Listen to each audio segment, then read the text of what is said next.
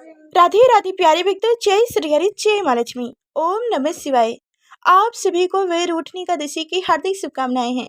वैशाख मास के कृष्ण पक्ष में आने वाली एकादशी का नाम है वैरोठनी एकादशी और शास्त्रों में इस बात का वर्णन मिलता है कि वैरोठनी एकादशी के बारे में स्वयं भगवान श्री कृष्ण ने धर्मराज युधिष्ठिर को इनके महत्व के बारे में बताया था।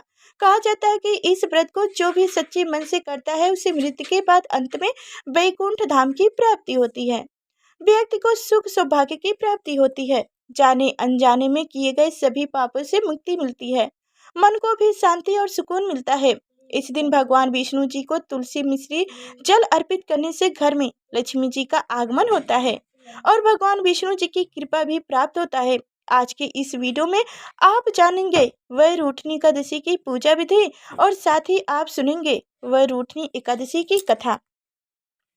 एक समय धर्मराज युधिष्ठिर ने हाथ जोड़कर भगवान श्री कृष्ण से कहा कि हे भगवान, वैशाख मास के कृष्ण पक्ष की एकादशी का क्या नाम है और इसकी विधि क्या है? इसको करने से किस फल की प्राप्ति होती है? हे प्रभु, यह सब आप मुझे विस्तार पूर्वक कहिए। तब भगवान श्री कृष्ण इस प्रकार धर्मराज से कहने लगे, हे हे युधिष्ठिर, इस एकादशी का नाम वैरोठनी है। यह सौभाग्य देने वाली, सभी पापों को नष्ट करने वाली और अंत में मोक्ष प्रदान करने वाली है। इस व्रत को अगर कोई अभागिनी स्त्री करे तो उसे सौभाग्य मिलता है और इस व्रत के प्रभाव से राजा मनदाता को भी स्वर्ग की प्राप्ति हुई थी। वैरोठनी एकादशी का फल 1000 वर्ष तक तपस्या करने के बराबर प्राप्त होता है। कुरुक्षेत्र में सूर्य ग्रहण के समय 1,00,000 भार स्वर दान करने से जो फल प्राप्त होता है वही फल वैरोठनी एकादशी का व्रत करने से मिलता है। वैरोठनी एकादशी के व्रत को करने से मनुष्य इस लोक में सुख भोग कर परलोक में स्वर्ग को प्राप्त होता है। शास्त्रों में कहा गया है कि दान, घोड़े के दान से, तिलों के दान से, स्वर दान तथा स्वर के दान से अन्न का दान सर्वश्रेष्ठ है। अन्न दान के बराबर कोई दान नहीं है। अन्न दान से देवता, पितृ और मानुष तीनों दरपर हो जाते हैं। शास्त्रों में इनको कन्यादान के बराबर माना गया है। वैरोठनी एकादशी व्रत से अन्न दान तथा कन्यादान दोनों के योग्य के बराबर फल मिलता है। जो मनुष्य लोभ के वश होकर कन्या का धन लेते हैं वह प्रलय काल तक नरक में वास करते हैं या उनको अगले जन्म में विलास का जन्म भोगना पड़ता है। जो मनुष्य प्रेम एवं धन सहित कन्या का दान करते हैं उनको पुण्य को चित्रगुप्त भी लिखने में असमर्थ है। जो मनुष्य इस वैरोठनी एकादशी का व्रत करते हैं उनको कन्या दान का फल मिलता है। मधु अर्थात शहद का सेवन करना, दूसरों की बुराई करना, दूसरी बार भोजन करना और झूठ बोलना, चोरी, पाप या क्रोध करना, यह सब वर्जित माना गया है। व्रत रखने वाले भक्तों को इस दिन जुआ भी नहीं खेलना चाहिए। इस दिन पान खाना, दांत करना, दूसरे की निंदा करना तथा चुगली करना एवं पापी मानुष के साथ बातचीत करना, यह सब त्याग देना चाहिए। उस दिन क्रोध तथा मथिया भाषण भी नहीं देना चाहिए। हे राजन, जो मनुष्य विधिवत इस एकादशी का व्रत करते हैं उनको स्वर्ग लोक की प्राप्ति होती है। इसलिए प्रत्येक मनुष्य को यह व्रत अवश्य करनी चाहिए तथा पापों से डरना चाहिए। इस व्रत के महत्व को पढ़ने और सुनने मात्र से 100 गौ दान का फल मिलता है। इसका फल गंगा स्नान के फल से भी अधिक होता है। अब हे युधिष्ठिर, मैं तुम्हें वैरोठनी एकादशी की कथा सुनाता हूँ तो तुम ध्यान पूर्वक सुनो। प्राचीन काल में मनदाता नाम का एक राजा थे जो नर्मदा नदी के तट पर राज्य करते थे। वह एक तपस्वी तथा दानशी राजा थे। राजा की रुचि हमेशा धार्मिक कर्मों में लगी रहती थी। साथ ही वह भी हमेशा पूजा पाठ में लीन रहता था, प्रभु की भक्ति किया करता था। एक दिन वह राजा जंगल में तपस्या करने के लिए चला गया। ओ जंगल में एक स्थान पर बैठकर कठिन तप करने लगा।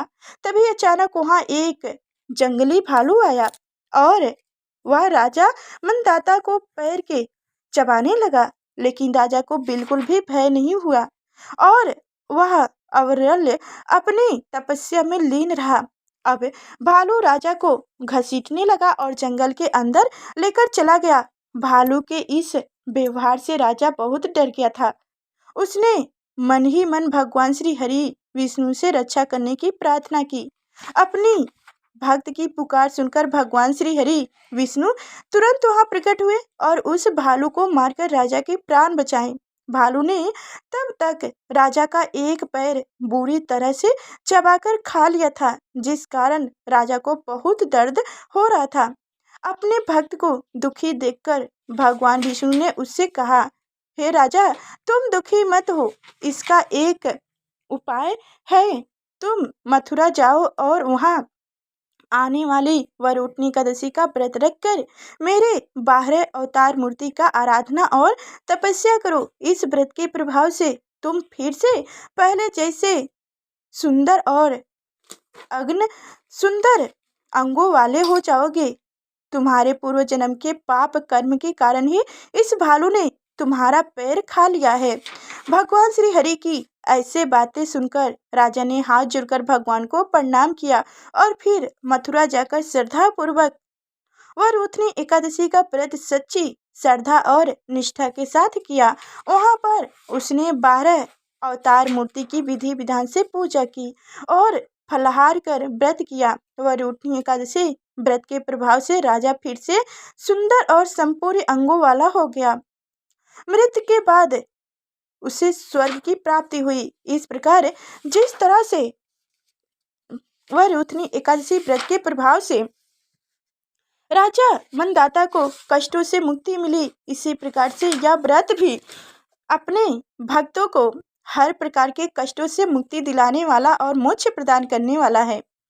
धर्मराज जी को वरुणा एकादशी व्रत की कथा सुनाकर भगवान श्री कृष्ण मौन हो गए।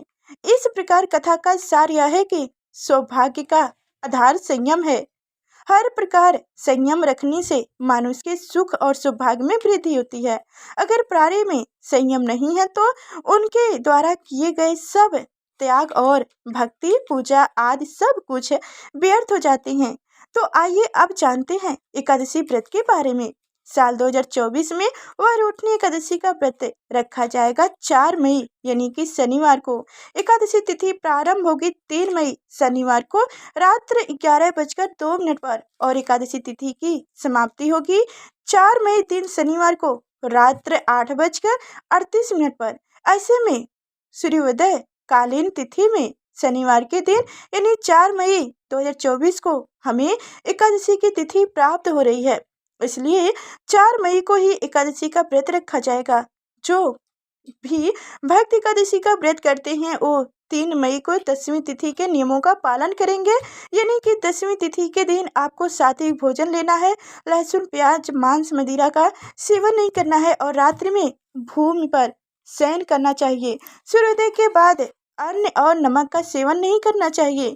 फिर एकादशी के दिन यानी कि 4 मई को सुबह जल्दी उठकर स्नान आदि से निर्वित होकर भगवान सूर्य देव को जल अर्पित कीजिए। फिर अपने घर में मंदिर में भगवान श्री विष्णु के सामने शुद्ध घी का दीपक जलाएं। अपने व्रत का संकल्प लीजिए, उसके बाद आप व्रत प्रारंभ कर सकते हैं। क्योंकि जब भी आप कोई व्रत करते हैं तो आप संकल्प जरूर लीजिए, क्योंकि इसी से व्रत का पुण्य फल मिलता है। इसके बाद विधि विधान से भगवान श्री विष्णु की पूजा कीजिए। आज के दिन भगवान को पीले पुष्प अर्पित करनी चाहिए, पीले फलों का भोग लगाना चाहिए, पंचामृत से भगवान श्री हरि विष्णु का अभिषेक करना चाहिए और भगवान श्री हरि विष्णु को पीले वस्त्र अर्पित करनी चाहिए, पीले चंदन से उनका श्रृंगार करना चाहिए। फिर विधि विधान से उनकी पूजा करके उनकी आरती करनी चाहिए और मंत्रों का जप करते हुए ही पूजा की जाती है, मतलब मौन रहकर पूजा नहीं करनी चाहिए। भगवान श्री हरि विष्णु के किसी भी मंत्र के द्वारा, जैसे कि ओम नमो भगवती वासुदेवाय, ओम नारायण नमो, ओम श्री वैष्णवी नमो, इस प्रकार से मंत्र जप करते हुए उनकी पूजा कीजिए, आरती कीजिए। फिर दिन भर अपना व्रत होता है। व्रत में आप फलाहार कर सकते हैं, मतलब कोई सा भी फल आप खा सकते हैं, जूस पी सकते हैं, फलों का रस ले सकते हैं। इस प्रकार से फलाहार और जल के द्वारा आप व्रत धारण कर सकते हैं। और फिर शाम के समय भगवान श्री विष्णु जी की विधि विधान से पूजा की जाती है, उनको मंत्रों का जप किया जाता है और रात्रि के समय आपसे जितना भी संभव हो सके उतना जगराता करनी चाहिए। इसी के साथ एकादशी का संपूर्ण फल आपको प्राप्त हो और आपकी कोई भी मनोकामना है वह पूरी हो। इसके लिए भगवान श्री हरि विष्णु के सामने एक अखंड दीपक जो कि पूरी रात्र जलता रहे, इसे अवश्य प्रज्वलित करनी चाहिए। और फिर अगले दिन यानी कि द्वादशी तिथि के दिन सुबह जल्दी उठकर नित्य कर्मों से निर्वृत्त होकर आप स्नान कर लीजिए। फिर भगवान श्री विष्णु की विधि विधान से पूजा कीजिए और फिर शुद्ध और सात्विक भोजन बनाकर पहले भगवान को भोग लगाते हैं और उसके बाद अगर संभव हो तो किसी ब्राह्मण को घर बुलाकर भोजन कराते हैं। नहीं तो ब्राह्मण के नियमित दान की कच्ची सामग्री निकालकर मतलब भोजन की कच्ची सामग्री निकालकर आप दक्षिणा के साथ रख दीजिए। फिर उसके बाद शुभ व्रत में आप अपना व्रत खोल सकते हैं। अब बता दिया करते हैं कि व्रत के शुभ मुहूर्त के बारे में। एकादशी व्रत का पारण हमेशा द्वादशी तिथि में किया जाता है और द्वादशी तिथि प्रारंभ हो रही है 4 मई को रात्र 8:39 पर और द्वादशी तिथि की समाप्ति होगी 5 मई को शाम 5:42 पर। ऐसे में एकादशी का व्रत हम धारण करेंगे 4 मई को और 5 मई को व्रत का पारण करेंगे। 5 मई को सूर्योदय का समय होगा सुबह 5:55 पर और सूर्योदय के बाद ही व्रत का पारण किया जाता है। तो पारण का शुभ मुहूर्त रहेगा 5 मई को सुबह 5:55 से 8:01 तक रहेगा। ये थी आने वाली वह रूठनी एकादशी के व्रत की तिथि की संपूर्ण जानकारी।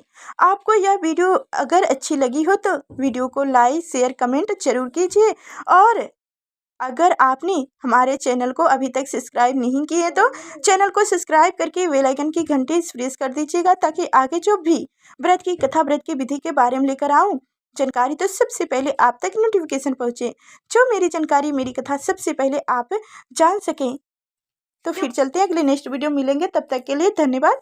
जय श्री हरि।